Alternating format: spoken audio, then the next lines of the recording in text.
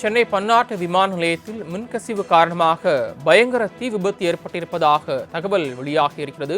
விவரங்களை செய்தியாளர் பூபாலன் வழங்க கேட்கலாம். பூபாலன், சென்னை பன்னாட்டு விமான நிலையத்தில் தீ விபத்து ஏற்பட்டிருப்பதாக தெரிகிறது. விவரங்கள் என்ன? தீ அணைக்கப்பட்டு விட்டதா? சேதாரம் எதுவும் ஆகியிருக்கிறதா? விவரங்கள் என்ன? வணக்கம் சரவணன்.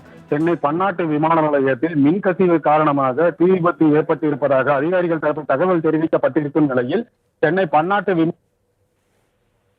பகுதிகளை இணைக்கும் வழியில் அந்த மின்கசிவானது ஏற்பட்டு இருப்பதாகவும் இதனால் அப்பகுதி முழுவதும் புகை மண்டலம் சூழ்ந்து இருப்பதாகவும் அதிகாரிகள் தரப்பில் தகவல் தெரிவித்தனர். இந்த நிலையில் சென்னை பன்னாட்டு விமான நிலையத்தில் உள்ள 500க்கும் மேற்பட்ட பயணிகளை வெளியே அனுப்பி உள்ளனர்.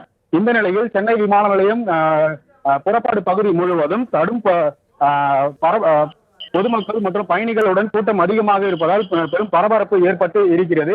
இந்த நிலையில் மின்கசிவு காரணமாக ஏற்பட்டிருக்கும் தீ விபத்து மற்றும் புகையினை அகற்றுவதற்காக 2 தீயணைப்பு வாகனங்கள் வந்திருக்கும் நிலையில் 50க்கும் மேற்பட்ட தீயணைப்பு துறையினர் அப்பகுதி உள்ளே சென்று புகைகளை அகற்றும் பணியிலும் தீ விபத்து எங்கு நடந்திருக்கிறது என்பது குறித்து கண்டறிவதற்காகவும் சென்று இருக்கின்றனர். இந்த நிலையில் சென்னை விமான நிலையம் முழுவதும் மத்திய தொழில் பாதுகாப்பு படையினர் அப்பகுதியில் குவிக்கப்பட்டு அப்பகுதியில் இருந்த பயணிகள் அனைவரையும் வெளியே அனுப்பப்பட்டு அப்பகுதி முழுவதும் பாதுகாப்பு பணியில் ஈடுபட்டு வருகின்றனர். மேலும் புகைகளை வெளியே அனுப்புவதற்காக அப்பகுதியில் பொருத்தப்பட்டு இருக்கும் கண்ணாடிகளை அகற்றப்பட்டு வருகின்றது. இந்த நிலையில் எமிரேட்ஸ், பிரிட்டிஷ் ஏர்வேஸ் ஆகிய பகுதிகளில் இருக்கும் டிக்கெட் கவுண்டர்களில் இருக்கும் கண்ணாடிகளையும் அகற்றப்பட்டு வருகிறது.